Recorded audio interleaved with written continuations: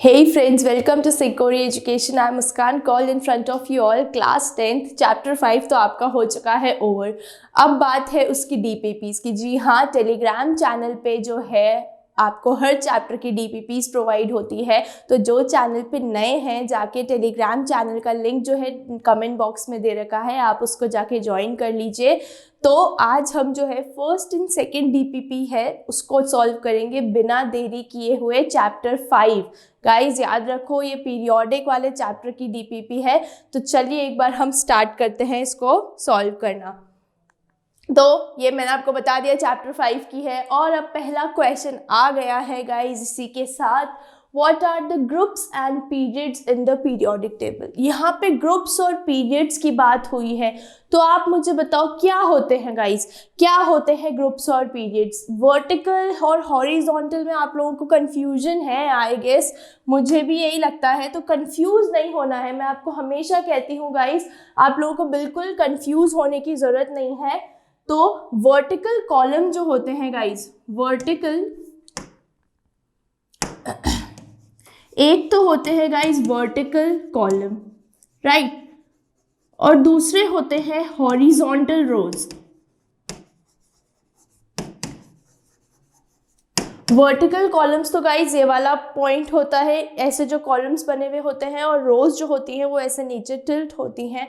तो जो vertical column होते हैं गाइज उन्हें क्या बोला जाता है, उन्हें बोला जाता है ग्रुप्स। क्या बोला जाता है गाइज, ग्रुप्स। और इन्हीं हॉरिजॉन्टल रोज को बोला जाता है पीरियड्स। इजी, यही होते हैं ग्रुप्स एंड पीरियड्स एक पीरियोडिक टेबल में। चलिए इसी के साथ नेक्स्ट क्वेश्चन की तरफ बढ़ते हैं। State modern periodic law of classification of element. जी हाँ, यहाँ आप क्वेश्चन आराम से पढ़ना, यहाँ मॉडर्न पीरियोडिक लॉ की बात हो रही है। तो ये तो बहुत इजी था कि जो भी केमिकल और फिजिकल प्रॉपर्टीज होती हैं किसी भी एक एलिमेंट की, वो किस पे वेरी करती है, वो वेरी करती है उसके एटॉमिक नंबर पे।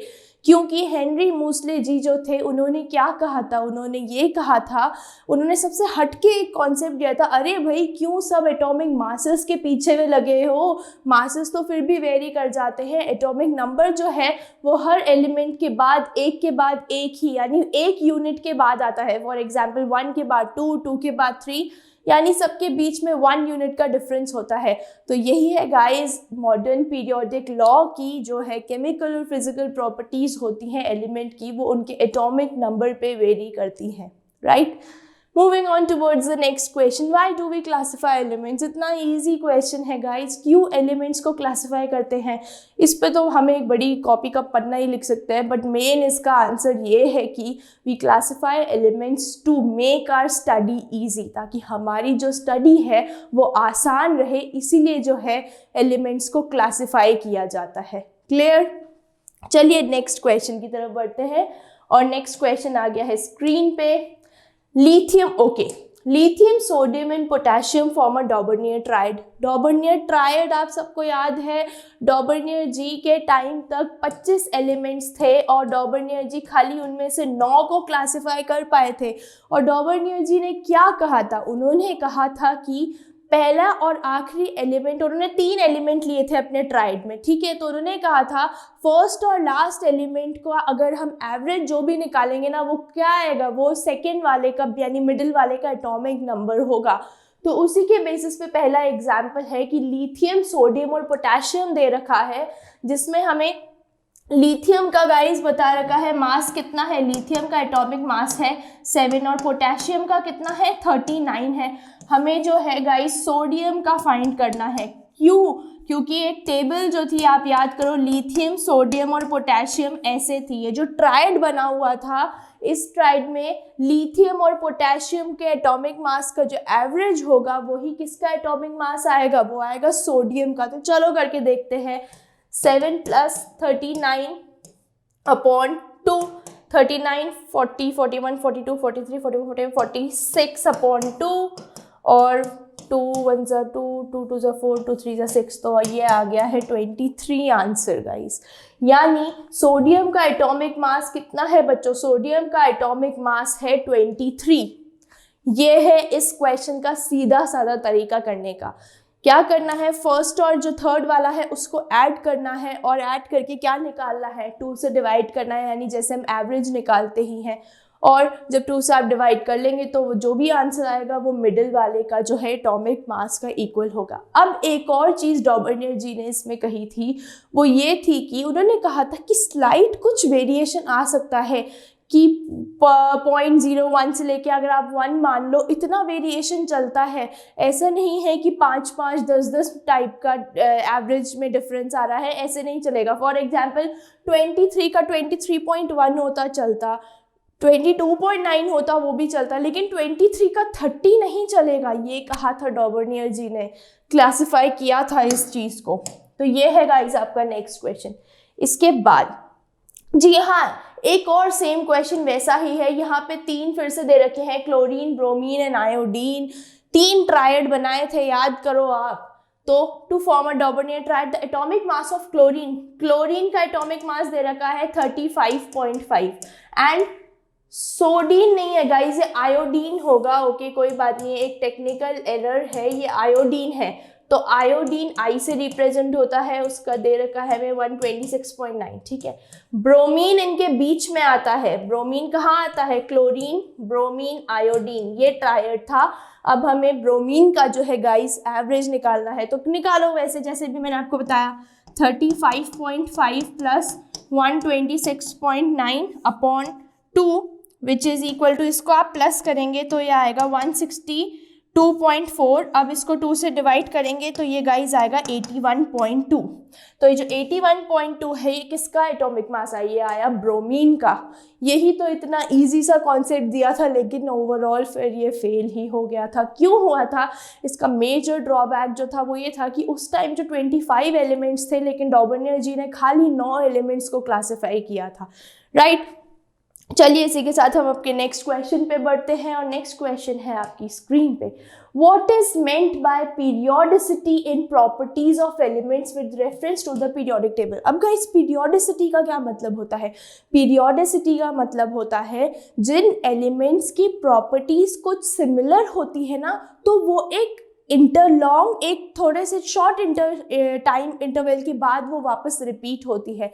इस रिपीटेशन को ही क्या बोला जाता है? पीरियोडिसिटी का टर्म बेसिक जो दिया गया है, किसे बोलते हैं? वापस बता रही हूँ, किसी भी एलिमेंट की जो प्रॉपर्टी है जब वो वापस रिपीट होती है एक टाइम स्पैन के बाद, यानी एक शॉर्ट इंटरवल ऑफ टाइम के बाद, उसे ही पीरियोडिसिटी कहा जाता है। Next, state the Newland law of octave. Newland ji क्या कहा था? न्यूलैंड जी जो थे वो सिंगिंग के, उनको बहुत म्यूज़िक का बहुत शौक था, फिर चाहे वो इंडियन म्यूज़िक हो, वेस्टर्न म्यूज़िक हो, ईस्टर्न हो, कैसा भी हो।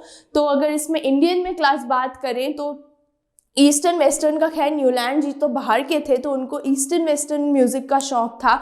तो अब मैं इंडियन की बात करूँ तो सारे गामा पा धा नी सा, ये हमारे भारतीय संगीत के 8 नोट होते हैं। सारे गामा पादा नी सा, ये तो सबको पता है। तो न्यूलैंड जी ने क्या कहा था? न्यूलैंड जी ने ये कहा था, एक एग्जाम्पल के साथ समझाती हूँ। ABCDEFGH। फॉर एग्जाम्पल मैंने यहाँ पे H तक की अल्फ़ाबेट लिख लिए।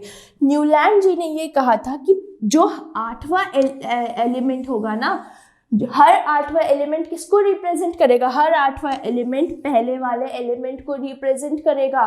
क्यों करेगा? यहाँ पे आप देखो, सा के बाद हर 8वां जो है वो वापस सा आएगा, यानी ये जो सेम इनके एलिमेंट होंगे तो हर 8वां एलिमेंट जो है वो पहले वाले एलिमेंट के जैसा होगा, उसको रिप्रेजेंट करेगा। ये है Newland law of octave.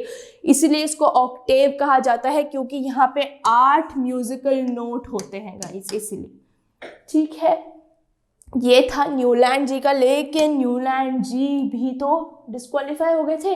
Newland जी का डिस्क्वालीफाई होने का मेन कारण उनका ओवर कॉन्फिडेंस था, क्योंकि वो बहुत ज़्यादा ओवर कॉन्फिडेंस में थे। उनको लगता था कि भाई मेरे बाद तो कुछ डिस्कवर ही नहीं हो सकता, कोई एलिमेंट ही नहीं आ सकता है।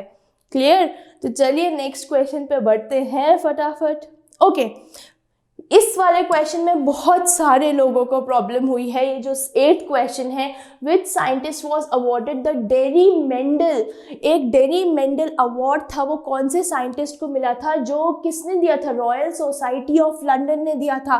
गाइज इसका आंसर है न्यूलैंड जी, जॉन न्यूलैंड जो है उनको ये अवार्ड, डेरी अवार्ड मिला था। क्यों मिला था? उनके Newland law of octaves law के कारण। ठीक है, तो इसका जवाब न्यूलैंड जी है। नेक्स्ट, फिर से एक साइंटिस्ट का नाम बताया है, was the first to make a very significant contribution in the formation of periodic table.